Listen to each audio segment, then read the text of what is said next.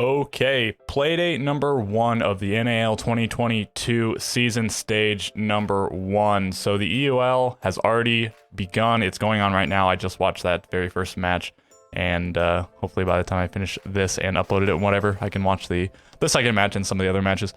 Okay, so we're doing predictions, and a lot of this stuff I did talk about in a previous video. I sort of went over the day 1 matchups, so some of it will be rehashing. Unfortunately, I didn't make the actual predictions in the other video, but that is what I'm going to be doing here. I think 3 of the matchups are maybe not easy to predict. Of course, there is still a chance for an upset, but basically easy to predict, right? Like, they are going to be very one-sided in terms of predictions, I imagine. And then the other 2 are the really big ones to predict. So things could definitely change after we do see after we see this first set of matches. So if some of the bottom level teams, quote unquote, upset some of the top level teams, that might inform a lot of predictions going into the second day and then all the other days. And I thought about doing day 1 and day 2 predictions together, but I don't know, I'm a coward, so I want to see the first day predict, or see the results of the first day before I actually predict for the second day, and I think that's fair to do anyways. We know the players, and we know how some of the teams are going to play, how they've looked recently, but a lot of the teams have a lot of changes. Only 4 teams not making any roster changes, and then even one of those 4 teams that didn't make a roster moves, that is the Sonics, they made a code change. So only DarkZero, and then even I guess DarkZero, they had BC and Mint on coach before, and now BC is general manager, so I imagine he's going to be working directly with the team a little bit less, maybe still to a high degree. It's unclear, but so he's not around as much, so it's just Mint, and so that leaves really just Space Station and TSM as the only teams that are pretty much exactly the same in terms of players and coaching staff. And some of the teams even might change their playstyle up. We have a different map pool, we have attacker repicks, so just so many factors going into it. It's going to be a crazy season, and I think especially the beginning of the season might be very crazy. And okay, so right, we are covering just this first column here, the 29th of March. That is tomorrow, once again, day number 1, and then the very next day we'll see another set of 5 matches. And then the next week, and then that last final playday in just one playday in that last week. Okay, so let's just go match by match. I suppose in the future prediction videos, I'll go over which predictions I got right in the previous week, but since there is no previous week at the moment, we are just going to talk about my predictions. Okay, so Beast Coast versus Parabellum. This, I think, is one of the 2 that is tougher to predict, because if we are still going with that top 5 versus bottom 5 mentality, 3 of the matches have a top 5 versus a bottom 5 team, and then the other 2 matches, being this one and Oxygen versus TSM, have either a top 5 versus a top 5, which is Oxygen versus TSM, or a bottom 5 versus bottom 5, which is Beast Coast versus Parabellum.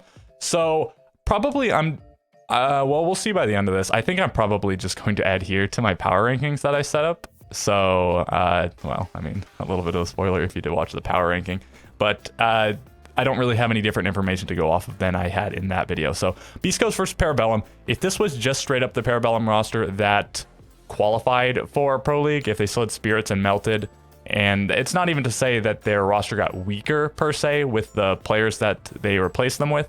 Maybe they did, maybe they didn't. We'll have to see for sure. But they do have to rebuild their chemistry and whatnot. So those guys had been together for a while, and Melted was a fairly recent pickup. Not super recent, but fairly recent. But Spirits had been with the roster for a long time. So Kool-Aid, Penguin, Spirit, Eskas, those guys had been together for a decent amount of time, and now they have to factor in Wimpy, who is still, as far as we know, only temporary stand-in for stage 1 until Blaz can arrive in stage 2, and then Creators. So we'll have to see how they fare. And then Beast Coast, it's just a new roster. At least 3 of the Parabellum core have been playing together for a while, and on Beast Coast there is a lot of hidden chemistries you have to consider. So Drip and Sweater have played together. Drip and Slash played together recently in the SI quals, and then I imagine some number of the rest of them have even played, and they know each other, right? Even if they haven't played with each other in any official sort of capacity. And they have been scrimming for a while, but again, probably not as long as Parabellum. So when I did the predictions for last stage, for stage 3, and I think the first play I had XSET versus Beast Coast, and those were just the bottom 2 teams. It was unclear who was going to be better, and I liked the XSET team better on paper, but I thought that the Beast Coast team would more quickly gel. They would be ready more so on the very first playday than XSET, and I don't know if that necessarily ended up being the reason, but Beast Coast did take that game, And I'm going against that a little bit here. I'm going to go with Beast Coast. I placed them 6 on the power rankings, which is probably overvaluing them. We'll have to see, though. A lot of that was based on the fact that the little hidden chemistries, and then for Sweater to be really good very quickly, and then also I was thinking maybe Slash might be able to return to his former glory, and that he just never fell off, and he just didn't really mesh when he was on Oxygen, which is the only time that he, I suppose, towards the end of his, well, career, until he returned here, he was struggling a bit. But again, I think I'm going to attribute that largely just the structure of that team and not so much to his personal play. So I'm going to go with Beast Coast here. And once again, if it had just been that the original Parabellum team, I probably would have gone with them. But with the changes, I'm going to give the nod to Beast Coast. This might be a bit bold. I think more people might even pick Parabellum, but this is perhaps one of the swingier votes because of the unknown nature of each of the teams. And okay, next up, Sonics versus Astralis. This is a pretty easy one to predict, and actually the rest of the 4 are all 3-0 matchups in terms of the stage 1, 2, and 3 last year. Space Station versus XSET, it's just a totally different XSET team, so it doesn't really count, but indeed, Oxygen won all 3 versus TSM, DarkZero won all 3 versus Mirage, and Sonics won all 3 versus Astralis, and they were disrupt for some number of those, but still the same team, really. Yeah, Sonics, the NAL champions, the most consistent teams from stage 1, 2, and 3, the second highest placing team at the 6 Invitational, so not only are they very consistent, they are consistent between best of 1s and non-best of 1s, so I guess, and best of 3s. So I don't see any reason to pick Astralis over them. Maybe Astralis will surprise us here, but in order to get favorable predictions for the stage going forward, they are going to have to look a lot better than they did in stage 3, Astralis that is, whereas Sonics were, again, top 3 all 3 stages. A lot of people just like to say top 4 because that is the significant place to be. That's where you qualify for the majors and whatnot, but they were in fact top 3 every time. They never even placed 4th. So yeah, easy to pick the Sonics here. We'll see what actually happens. Over the last 3 times that they played in the best of 1s, it got progressively more in favor of the Sonics, going from 7-5 to 7-4 to 7-3. So yeah, definitely a lock in for the Sonics there. I think this is perhaps the easiest to predict. Maybe the Space Station versus XSET. We'll talk about that when we get there. All right, DarkZero versus Mirage. As I said, another 3-0. DarkZero's team changed up over the course of 2021, but it's the same as it was in stage 3 and at the 6 Invitational. So they have some consistency there. And then Mirage, 3 new players, and they don't look like terrible pickups, but they don't look like massive improvements, if improvements at all.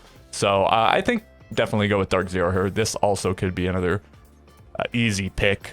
They beat them all 3 times. Different team now, once again, but if there's anything to go off of, it is that. And yeah, DarkZero have looked a lot more consistent than they were maybe early in the year last year. They did fairly well at SI, getting a top 8 placement, and they got 2nd place at the NAL finals, and they had 1 respectable major placement and then 1 not great one. So anyways, just much better than Mirage was last year, and it looks like that'll probably continue, and this will be a good chance for Mirage to really prove themselves. Maybe they don't even have to win here, but if they can put up a pretty good performance, if they can go 11-12 or maybe even more rounds, that'd be quite good, and we'll have to see. Okay, Oxygen versus TSM, definitely the big match for the day. If you want to see something crazy, it might be that first match, but in terms of just absolute high-level siege, these are just 2 of the top teams in the region going head-to-head, and the only matchup where there is 2 top teams going head-to-head.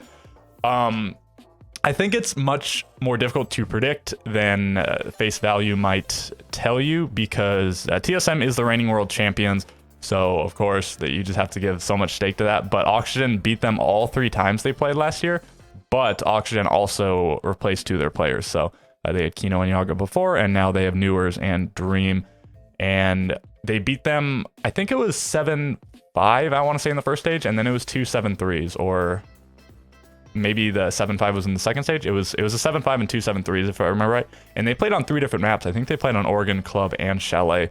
So Oxygen showed that they could beat TSM consistently in best of 1s on whatever map that they played. But it seems like TSM is stronger now than they were at any of the points when they played.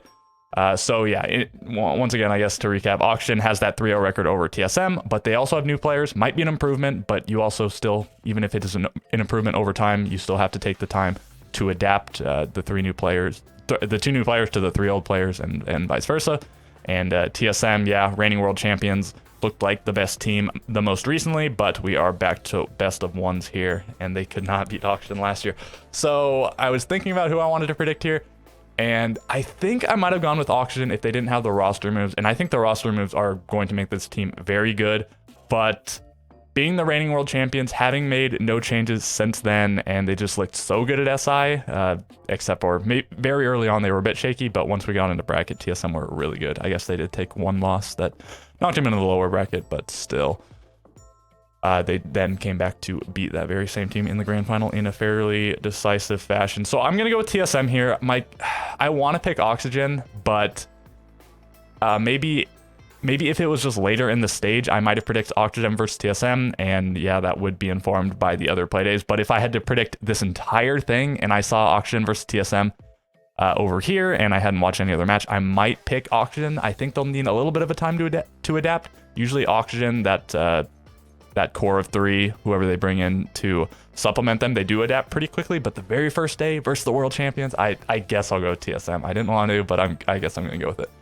And right, finally, Space Station versus XSET. So this is another pretty easy one to go with. Space Station versus the old XSET team. They didn't mop the floor with them every time, but they did have a 7-0 on them. They beat them all 3 times. It was just never close. XSET got relegated. They were the 10th place or 9th place team.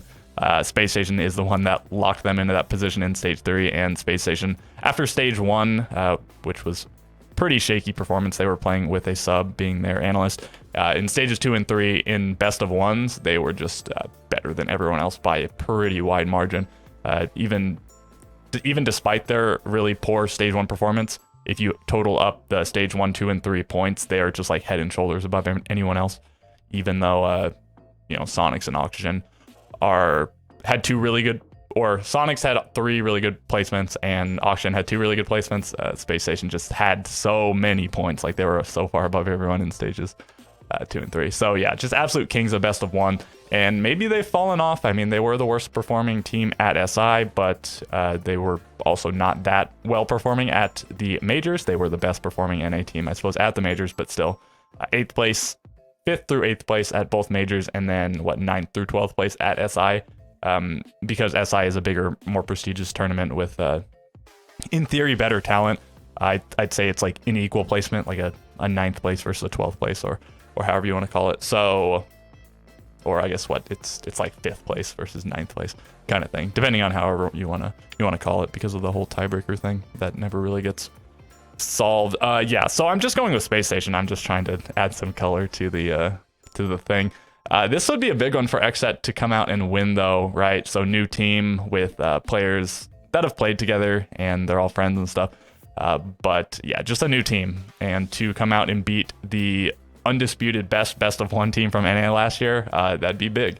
And so we'll see if they can make it happen. And I guess that just does it for the predictions. So once again, I'm going with Beast Coast over Parabellum, Sonics over Astralis, DarkZero over Mirage, TSM over Auction, and Space Station over XSET. I mean, if I'd gone with Auction over TSM, I would just picked all the teams on the left. So maybe if I realized that, I would have just done it. But okay, so that's what I'm rocking with, and we'll see how many of them I get right. And let me know if you guys think any of these should have gone the other way, if you think one of these 3 teams is going to surprise, if you think Beast Coast versus Parabellum will go the other way, or Auction versus TSM. Maybe some people have opinions on that. I imagine because of TSM being the world champions and them being TSM, they will have a ton of people in their camp, but I am ready to be surprised on them. And all right, yeah, I probably dragged this on long enough. So right, with all of that being said, I will catch you guys in the next video.